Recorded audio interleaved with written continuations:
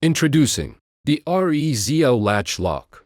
Simple and effective for stripper plate and ejector pin ejection. Let's explore the EZ-Latch lock, focusing on its main components: the fixed latch bar, the latch body, and the retainer. Here, observe how the latch bar remains fixed, while both the latch body and retainer move.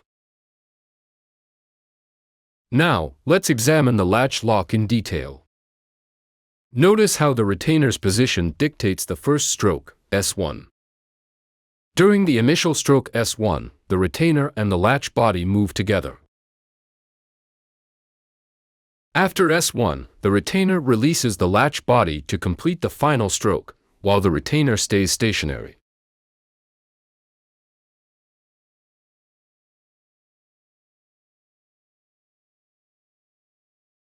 Let's see how the latch lock is installed in a mold base.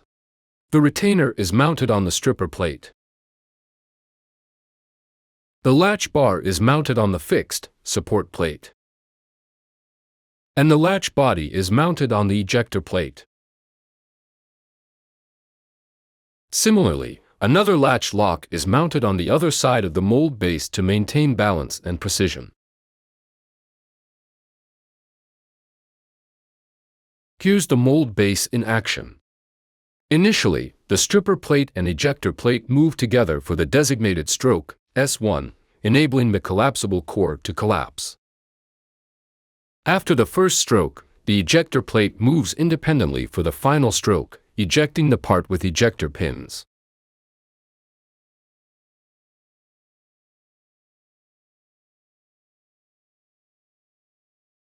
In this sectional view of the latch lock, observe how the latch lock controls the movement precisely, facilitating an accurate stripper plate and ejector pin ejection.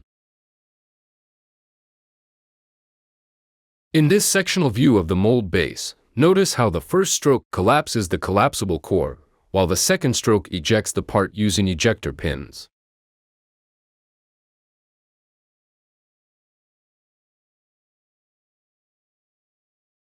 Let's see how to choose the right EZ-Latch lock for your application. Start by setting the required stroke, S1, as shown. Next, select the body length that fits best on the ejector plate. Finally, choose the latch bar length that's ideal for mounting on the fixed support plate, as demonstrated here.